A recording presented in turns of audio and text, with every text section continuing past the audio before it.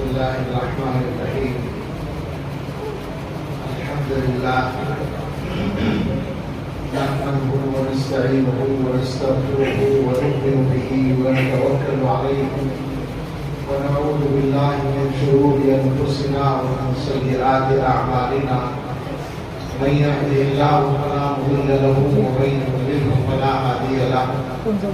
ونشهد ان لا اله الا الله وحده لا شريك له ونشهد ان سيدنا ونبينا ومولانا محمدا عبده ورسوله صلى الله تعالى عليه وعلى اله واصحابه وبارك وسلم تسليما كثيرا. اما بعد فاعوذ بالله من الشيطان الرجيم. بسم الله الرحمن الرحيم.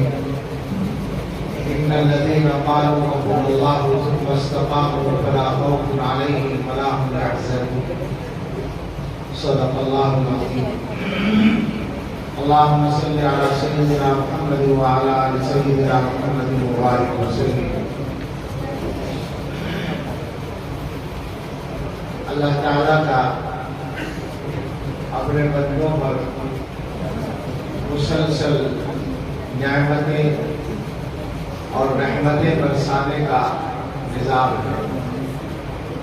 اللہ کی نعمت اور احسان کے بغیر ایک سانس ہم لوگ گزار نہیں سکتے. اللہ تعالیٰ کی بہت ساری صفات ہیں. ان صفات کا بندوں کے ساتھ ظہور ہوتا ہے. اللہ تعالیٰ مثلا دینے والے ہیں تو ہر وقت ان کی طرف سے عطا ہوتی رہتی ہے. اللہ تعالیٰ رزاق ہے تو رزق ملتا رہتا ہے. اللہ تعالیٰ احسان کرنے والے ہیں تو ان کا احسان ملتا رہتا ہے. اور ان ساری نعمتوں کو اگر ایک لفظ میں بیان کیا جائے تو اللہ تعالیٰ نے رحمت کا لفظ ہمیں دے رکھا ہے. اور یہ بھی ایک بات ہے علماء نے لکھا ہے کہ اللہ تعالیٰ کی شانیں بہت ہیں اور اللہ کی صفات بہت ہیں. ہر صفت کو ظاہر کرنے کے لیے ایک لفظ اللہ نے دیا ہے, لیکن رحمت کی صفت کو ظاہر کرنے کے لیے دو لفظ دیے ہیں, رحمان اور رحیم. اس سے پتہ چلتا ہے کہ اللہ تعالیٰ کا بندوں کے ساتھ رحمت کا معاملہ بہت زیادہ ہے. اسی لیے بعض علماء نے یہ حدیث نقل کی ہے کہ اللہ تعالیٰ نے عرش کے اوپر لکھا سبقت رحمتی غضبی, میری رحمت میرے غضب سے آگے. وہ بعض علماء نے لکھا ہے کہ اللہ تعالیٰ کی طرف سے بندوں کے لیے جتنے قانون ہیں, جتنے ضابطے ہیں, جتنے احکام ہیں, جتنی تقدیرات ہیں, وہ سب تو لوح محفوظ میں لکھی ہوئی ہیں اور لوح محفوظ عرش کے نیچے. مگر ان سارے قاعدے اور قوانین سے ہٹ کر جو ایک اللہ کی رحمت کا قاعدہ ہے وہ سب سے اوپر لکھا ہے اللہ تعالیٰ نے سبقت رحمتی غضبی. یہی وجہ ہے کہ ہم جیسے گناہگاروں کے بہت سارے گناہوں کے باوجود, بہت ساری نافرمانیوں کے باوجود اللہ تعالیٰ کی رحمت ہمیں ملتی رہتی ہے. اس لیے کہ اللہ تعالیٰ کی یہ بھی عادت ہے وَيَعْفُو عَنْ كَثِيرٍ کہ وہ بہت سارے گناہوں کو معاف کرتے رہتے ہیں. کسی کی وجہ سے کبھی کبھی تھوڑی بہت کوئی پکڑ ہوتی ہے. بہرحال اللہ کی نعمتوں اور رحمتوں کا یہ بیان تو بیان کرنے والے زیادہ سے زیادہ کر سکتے ہیں. مجھے یہ عرض کرنا ہے کہ ہم لوگوں کے پاس جو اللہ کی نعمتیں بے شمار ہیں ان میں سب سے بڑی نعمت ایمان ہے, قرآن ہے جو اللہ نے ہمیں دیا ہے. اور اللہ تعالیٰ کا ایک قاعدہ اور ہے جو دوسری جگہ بیان کیا ہے, اور وہ ہے لئن شکرتم لأزیدنکم, شکر کرو گے تو ہم نعمت بڑھائیں گے. یہ بات بالکل پکی ہے, تجربے سے ثابت ہے. جو لوگ اس کا مزاج رکھتے ہیں آپ ان سے پوچھ سکتے ہیں کہ جتنا شکر کرتے ہیں اللہ تعالیٰ کی طرف سے نعمتوں میں اضافہ ہوتا رہتا ہے. تو جب ایمان کی نعمت اور قرآن کی نعمت سب سے بڑی نعمت ہے تو ہماری یہ ضرورت بھی ہے کہ یہ باقی رہے, اور یہ بھی ضرورت ہے کہ ان میں اضافہ ہو, یہ بڑھے. تو ہمیں اللہ کا ان نعمتوں پر شکر ادا کرتے رہنا چاہیے. پہلی بات تو یہ کہنی تھی کہ عادت ڈالیے اللہ کا شکر ادا کرنے کی, اور خاص طور سے ان نعمتوں پر جو اللہ نے ایمان و قرآن کی شکل میں دی. دوسری بات یہ کہ ہمارا جو زمانہ ہے، زمانہ تو ہر ایک یکساں سا ہے اور فتنے بھی ہر زمانے میں ہیں، مگر ہمارے زمانے کے فتنوں کی رفتار تیز ہے، جیسے سواریوں کی رفتار تیز ہے۔ بعض بزرگوں نے اس بات کو کہا ہے، مولانا علی رحمۃ اللہ علیہ فرمایا کرتے تھے کہ پہلے زمانے میں سواریاں جو تھیں وہ بیل گاڑی کی شکل میں تھی، چھکڑے کی شکل میں تھی، تو فتنے بھی اسی رفتار سے آیا کرتے تھے۔ آج ہوائی جہاز کا زمانہ ہے تو فتنے اسی رفتار سے آتے ہیں۔ اب جو ہے ہوائی جہاز پیچھے چلا گیا ہے، آدمیوں کو لے جانے کے لیے تو ابھی بھی سب سے تیز سواری ہوائی جہاز ہی ہے، مگر آدمیوں کی باتوں کو لے جانے کے لیے، ان کے خیالات کو لے جانے کے لیے، ان کے اعمال کی شکلوں کو لے جانے کے لیے، یا ان کی اچھائی کو لے جانے کے لیے، یا ان کی برائی کو لے جانے کے لیے، اس سے کہیں زیادہ تیز رفتار ذریعہ انٹرنیٹ کی شکل میں ہمارے سامنے ہے، سوشل میڈیا ہمارے سامنے ہے۔ آپ یہاں بات کریں اور ساری دنیا میں ایک ساتھ سنی جائے، یہ اللہ تعالیٰ نے اس زمانے میں ہمارے لیے ممکن بنا دیا۔ تو اس کی وجہ سے یہ فائدہ بھی ہوا کہ اچھائی کو پہنچانا آسان ہوا، اچھی بات کو تیزی سے پہنچانا آسان ہوا، لیکن یہ نقصان بھی ہوا کہ برائی پہنچنا بھی آسان ہو گیا، فتنوں کا پھیلنا بھی آسان ہو گیا۔ اور ایک فرق یہ ہوا کہ جو اہل حق ہے، جو جن کے پاس اچھائی ہے، خیر ہے، بھلائی ہے، وہ اس کا استعمال کرنے میں مختلف اسباب سے پیچھے ہیں، اور جو اہل باطل ہیں، جن کے پاس برائی ہے، جن کے پاس شر ہے، جن کے پاس دنیا کا ماحول خراب کرنے والی چیزیں ہیں، فساد پیدا کرنے والی چیزیں ہیں، وہ اس کا استعمال کرنے میں آگے ہیں۔ اس وجہ سے فتنے زیادہ تیزی کے ساتھ پھیل رہے ہیں۔ فتنے ہمارے لیے ہر طرح کے ہیں، جو فتنے ہمیں اللہ کی نافرمانی میں مبتلا کرتے ہیں، مثلا یہ موبائل دیکھ کر، انٹرنیٹ کے ذریعے جو چیزیں ہمارے پاس آ رہی ہیں موبائل میں، ان کو دیکھ کر کوئی نوجوان یا کوئی بھی آدمی کسی گناہ کو دیکھ کر اسی جیسا گناہ کرنے کی کوشش کرتا ہے، یا اس کے دل میں اس کے خیالات پیدا ہوتے ہیں اور اس کے لیے اس میں مبتلا ہوتا ہے۔ تو یہ فتنہ ہے ہمارے لیے اور مصیبت ہے۔ پہلے زمانے میں یہ ہوتا تھا، علماء کہا کرتے تھے کہ صاحب اپنے بچوں کو گھروں میں رکھو، باہر نہ نکلنے دو، بری صحبت سے بچاؤ۔ آج کل یہ مسئلہ ہے کہ گھر میں رہ کر بھی بگڑنے کا پورا خطرہ موجود ہے۔ اس سے بڑھ کر جو فتنے ہیں وہ ہیں جو ایمان کے لیے کھڑے کیے گئے ہیں۔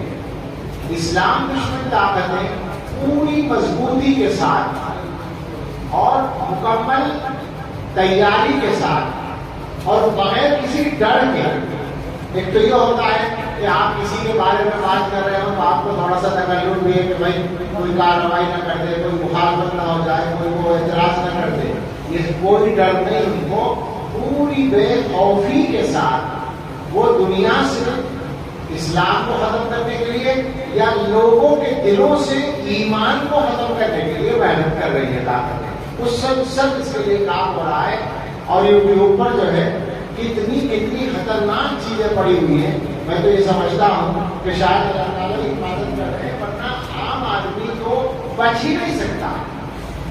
میں نے شاید پہلے بھی کبھی ذکر کیا ہوگا کہ عربی زبان میں سیریل ہم نے دیکھا، سیریل تو فلموں کے چلا کرتے تھے، اب ہر چیز کے ہوتے ہیں، تو پتہ چلا کہ یوٹیوب پر ایک سیریل تھا، سلسلہ تھا، جب ہم نے دیکھا تھا کئی سال پہلے تو اس کے 535 ایپیسوڈ پڑے ہوئے تھے یوٹیوب پر، یعنی ایک گھنٹے کی 535 قسطیں، 50 منٹ کی، 55 منٹ کی، 1 گھنٹے کی، اور وہ عربی زبان میں، اور اس کا جو چلانے والا تھا، موہنے والا جو تھا، وہ اس کا نام تھا رشید، مگر وہ بالکل گمراہ آدمی تھا۔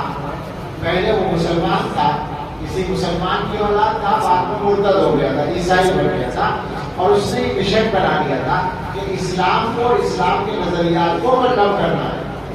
تو میں نے اس کا وہ سنا ہے، جو اتنی شاندار زبان عربی، صاف، اچھا لہجہ، سمجھ میں آنے والی زبان، اور کتابیں تفسیر کی، حدیث کی، سیرت کی، تاریخ کی اس کی میز پر رکھی ہوئی، وہ کتابیں کھول کھول کر دکھا کر بات کرتا، اور اس کے موضوع کتنے خطرناک تھے۔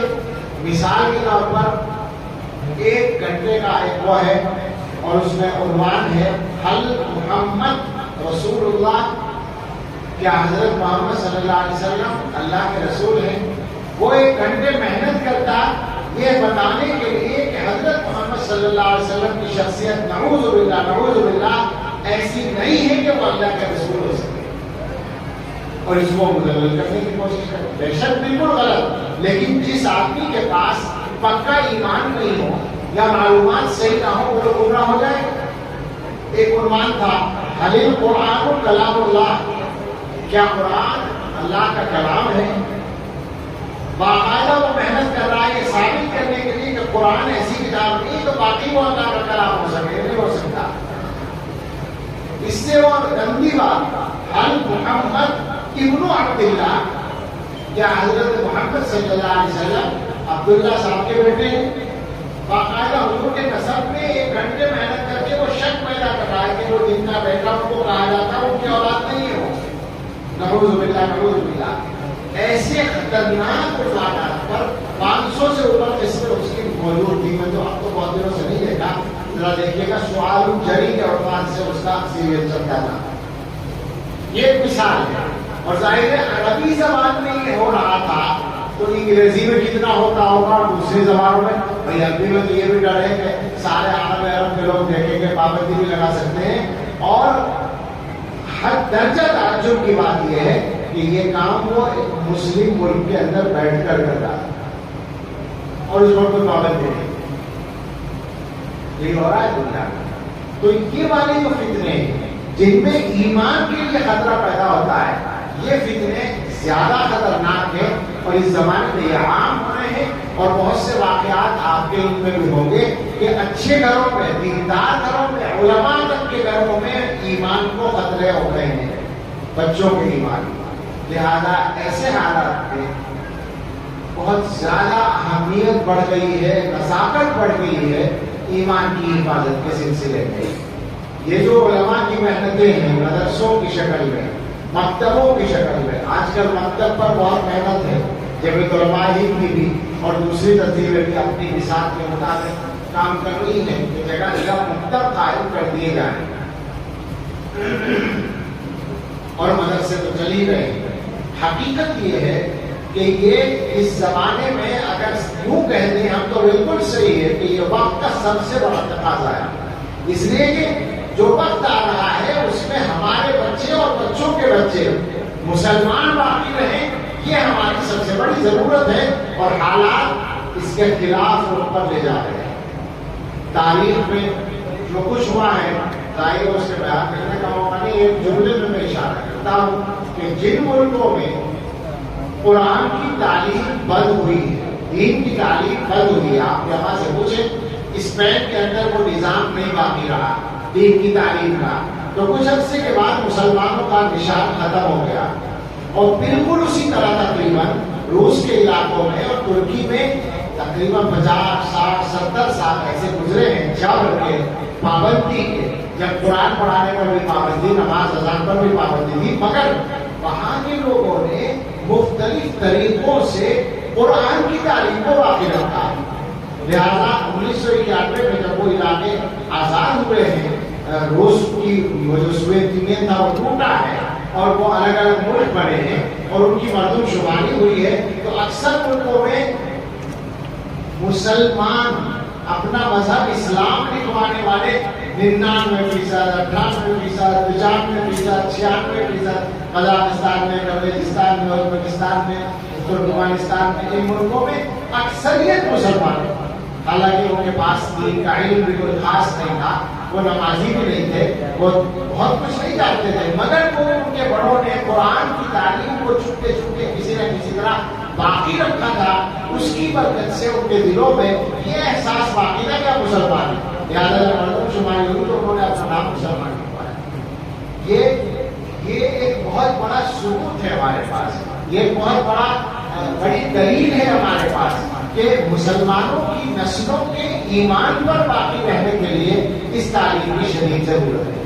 اب اگر خدا نہ خواستہ کسی کا دل مسک ہو گیا اور کوئی یہ ضروری نہ سمجھے کہ بچے ایمان پہ رہے یا نہ رہے، کوئی فرق نہیں پڑتا، تو اس سے تو آپ کوئی بات نہیں کر سکتے، وہ تو بہت بڑا بدقسمت ہے۔ لیکن ہمارا خیال یہ ہے کہ یہ مجمع جو ہے تو دیندار لوگوں کا مجمع ہے، لیکن عام مسلمان بھی جو نمازی بھی نہیں ہوتا، جو دیندار بھی نہیں ہوتا، اگر اس سے پوچھا جائے کہ اپنے بچوں کو مسلمان باقی رکھنا چاہتے ہو، تو یقینی بات ہے کہ ہر مسلمان کا یہی جذبہ ہے عمومی طور پر کہ وہ اپنی نسلوں کو مسلمان دیکھنا چاہتا ہے۔ اس کا راستہ میرے بھائیوں فقط یہ ہے کہ یہ جو علماء کی محنت ہے، اس میں اپنے ہر بچے کو شامل کر دو اللہ کے واسطے۔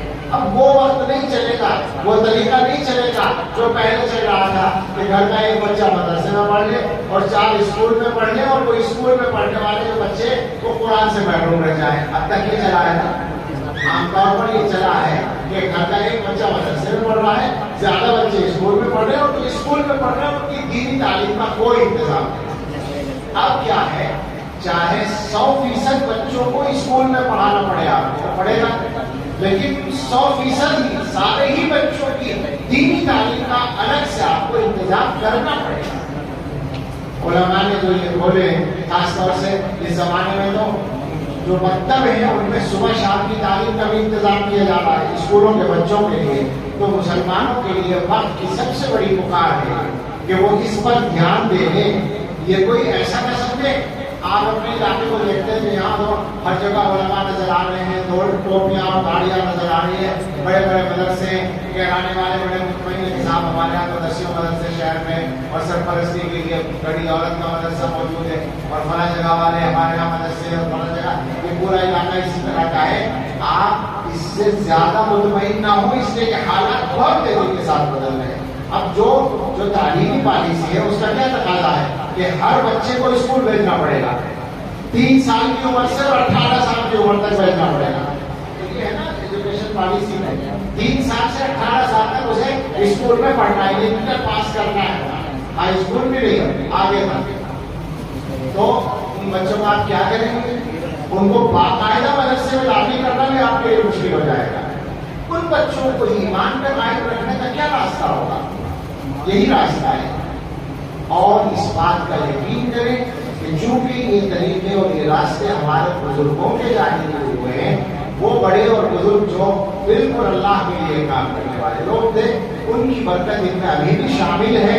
لہٰذا اگر آپ نے اور ہم نے ان کی قدر کرنے کا سلسلہ جاری رکھا اور اپنی ذمہ داری کو سمجھا، تو انشاءاللہ پھر دنیا کی کوئی طاقت ہماری نسلوں سے ایمان نہیں لے سکے۔ یہ ہمارا فیصلہ بھی ہونا چاہیے، اور یہ ہماری اللہ سے دعا بھی ہونی چاہیے، اور اللہ کے بھروسے پر ہمیں اس کا یقین بھی رکھنا چاہیے۔ بس مجھے زیادہ بات کرنے کی ہمت بھی نہیں ہے اور ضرورت نہیں۔ ماشاءاللہ حضرت مولانا عاقل صاحب دامت برکاتہ ان کا بیان بھی ہوا، اس سے پہلے ہمارے مولانا صابر صاحب کا، آپ کا بھی ہوا نہیں، آپ جاننا چاہیے تھے، یہ بہت بڑے عالم ہیں مولانا جاوید صاحب، اور ان سے ان کو پکڑا کرو، ایسے آسانی سے چھوڑ دیتے ہو۔ درسگاہوں میں بیٹھ کے کرتے ہیں، جو کچھ کرنا ہوتا ہے۔ تو بیانات بھی ہو چکے ہیں۔ میں نے تو 2 باتیں کہی، اللہ کا شکر ادا کرنے کی بات ہے، اور جتنا شکر ادا کریں گے اللہ کی نعمت بڑھتی ہے، تو ایمان کا اور قرآن کا نعمتوں کا شکر ادا کریں، اللہ کا شکر ادا کریں تو اس نے نعمتیں دی ہیں۔ تو امید یہ ہے کہ اللہ تعالیٰ ان نعمتوں کو ہمارے درمیان باقی رکھیں گے، اپنی نسلوں کے لیے ہم اس کے علاوہ کچھ بھی نہ چھوڑ کر جائیں، ایمان پر ان کو چھوڑ کر جائیں، تو یہ اصل چیز ہے، یہ ان کے لیے کافی ہے۔ ان کی روزی روٹی ان کی تقدیر کی مل جائے گی۔ جس انسان کو بھی اللہ نے پیدا کیا ہے اس کی روزی اتار رکھی ہے، اس کے لیے زیادہ پریشان ہونے کی ضرورت نہیں، فکر کرنے کی اس کی ضرورت ہے۔ اللہ آپ سب کے لیے آسان فرمائے۔ وہاں میں جو محنت کر رہے ہیں، آپ بچوں نے پڑھا ہے تو آپ دیکھتے ہیں کہ کیسا پڑھ رہے تھے، ہم پہلے بھی آتے تھے، اسی طرح جو سلسلہ تھا وہی انداز ہوئے گا کہ مولانا علی صاحب فی الحال ظاہری طور پر دوسری بڑے میدان میں خدمات کے لیے چلے گئے، بہت اچھا ہے، لیکن بابل آپ رابطہ اپنی جگہ ہے، اور وہاں کے لیے بھی ہم دعا کرتے ہیں کہ اللہ تعالیٰ وہاں بھی اور زیادہ خدمت کے مواقع آسان فرمائے۔ اور جو بھی علماء کام کر رہے ہیں، صحیح بات یہ ہے کہ یہ جو مدرسوں میں خدمت کرنے والے لوگ ہیں، چاہے وہ ذمہ دار اور چاہے اساتذہ ہوں، آپس میں بے شک ہم لوگوں میں ہم انسان ہیں، کوئی بات بھی ہو سکتی ہے، لیکن آپ یقین کریں کہ اس طبقے سے زیادہ میں ڈرتے ڈرتے کہتا ہوں یہ بات، اللہ سے بھی ڈرتا ہوں اور یہ سوچتا ہوں کہ کوئی بے احتیاطی نہ ہو جائے، مگر ضروری سمجھ کر کہتا ہوں، بار بار کہتا ہوں، اس طبقے سے زیادہ دین کے لیے اور آپ کے لیے قربانی دینے والا کوئی اور نہیں ہے، یہ پکی بات ہے۔ یہ بالکل ہم کہیں گے، کھل کر کہیں گے، اپنے اللہ سے معافی مانگ کر کہیں گے کہ اللہ آپ پر کوئی احسان نہیں ہے، آپ کے دین پر کوئی احسان نہیں ہے۔ ہزار دفعہ یہ بات ہے کہ ہم اللہ کے محتاج ہیں اور اس کے دین کے محتاج ہیں، لیکن اپنے مسلمان بھائیوں سے یہ کہنے میں ہمیں تکلف نہیں ہے کہ تمہارے اوپر احسان سب سے زیادہ ان کا ہے، اور اس کی وجہ بالکل ظاہر ہے کہ یہ مدرسوں میں رہ کر جو کماتے ہیں، ایمانداری سے سوچو، یہ دکان لے کر بیٹھے، تجارت کرنے بیٹھے، تو کیا اس سے کہیں زیادہ نہیں کمائیں گے؟ سوچنے کی بات، یہ کیا بات ہے؟ یہ اپنے آپ کو روک کر رکھتے ہیں اپنے اساتذہ کی تعلیم اور تربیت کے نتیجے میں، اور کوئی طبقہ نہیں، اور کوئی طبقہ نہیں ہے۔ بڑی شکایت ہے لوگوں کو، آج کل اسکول کالج کہتے ہیں صاحب مسلمانوں میں کالج نہیں بن رہے، مدرسے بھی بن رہے ہیں۔ ارے بابا، کالج والوں نے اپنے شاگردوں کو سکھایا کب ہے کہ وہ جا کے کالج بنائیں اور قوم کے بچوں کو پڑھائیں؟ ان کے اندر یہ جذبہ کہاں پیدا کیا ہے؟ اس کے لیے تو پٹا مارنا پڑتا ہے، اپنی عزت کو داؤ میں لگانا پڑتا ہے، ادارے قائم کرنا آسان نہیں ہوتا۔ کالج والوں نے اپنے بچوں کو یہ تربیت دی ہوتی تو ان کے کالج میں کھلتے ہوئے ضرورت ہے۔ علماء نے اپنے شاگردوں کو یہ سکھایا ہے کہ جو تمہارے پاس ہے یہ امانت ہے، اسے آگے پہنچانا ہے۔ یہ سبق اپنے استادوں سے سیکھ کر گرہ میں باندھ کے بیٹھ جاتے ہیں اور پتا مار کے بیٹھ جاتے ہیں، اپنی اور اپنے بچوں کی ضرورت کس طرح پوری کرتے ہیں وہ جانتے ہیں اور اللہ جانتا ہے۔ مسلمانوں کو اس بات کو ہمیشہ یاد رکھنا چاہیے، یہ جو آ جاتے ہیں لوگ 2 روپے کا حساب دینے کے لیے، لینے کے لیے، انہیں اللہ سے کرنا چاہیے یہ لوگ کس طرح سے کام کرتے ہیں اور کیا قربانی دیتے ہیں، آپ کبھی سمجھ ہی نہیں سکتے۔ ہم تو بس دعا کریں کہ اللہ معاف فرمائے ہمیں، اور ہم تو یہ واقعہ ہے کہ ہم یہ بھی جانتے ہیں کہ اللہ کے دین کا اور اس کی تعلیم کا اور اس کی محنت کا ہم سے پتہ نہیں ہوتا، ہم اپنے اللہ سے معافی مانگتے ہیں، لیکن ہماری یہ دعا ہے کہ اللہ تعالیٰ جو کچھ ٹوٹا پھوٹا ہم کرتے ہیں اس کو اللہ قبول فرما لے اور آسانی عطا فرما دے۔ آمین۔ وآخر دعوانا الحمدللہ۔ اللهم لك الحمد كله ولك الشكر كله بيدك الخير كله نسألك الخير كله ونعوذ بك من الشر كله اللهم صل على سيدنا محمد وآله وأصحابه وأزواجه وذرياته كما تحب وترضى عدد ما تحب وترضى۔ اے اللہ ہم سب کے گناہ معاف فرما دیجیے۔ اے اللہ یہ جمع جو ہوئے ہم جلسے کے عنوان سے اس کو قبول فرما لیجیے اور مدرسے کو اپنے فضل سے قبول فرمائیے اور ترقی عطا فرمائیے۔ مولانا عمران صاحب اور ان کے تمام رفقا کی مدد فرمائیے۔ اللہ ہم سب یہاں جمع ہوئے ہیں، اس جمع ہونے کی برکت سے ہم سب کے اور ہمارے بچوں کے اور نسلوں کے ایمان کی حفاظت فرمائیے، تمام دنیا کے اہل ایمان کی حفاظت فرمائیے۔